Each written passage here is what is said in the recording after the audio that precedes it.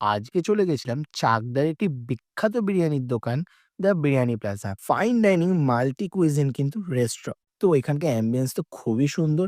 আর হ্যাঁ, এখানে কিন্তু আমাদের বিখ্যাত ক্রিকেটার সৌরভ গাঙ্গুলির মতন মানুষও কিন্তু এখানকার বিরিয়ানি খেয়ে দেখেছে। এখানকার স্টাফদের ব্যবহারও কিন্তু খুবই ভদ্র। ফার্স্টে আমরা নিয়ে নিলাম ফিশ ফিঙ্গার, যেটি খুবই সুস্বাদু ছিল। একটা ভালো ফ্রেশ মাছ দিয়ে কিন্তু ফিশ ফিঙ্গারটি তৈরি হয়েছে, আর এমনকি কোটিংটাও খুবই কম। দিয়ে নিলাম আমাদের মাটন বিরিয়ানি। যেখানে বিরিয়ানির মাটনের সাইজটা খুবই সুন্দর আর খুবই ভালো, খুবই সফট ছিল।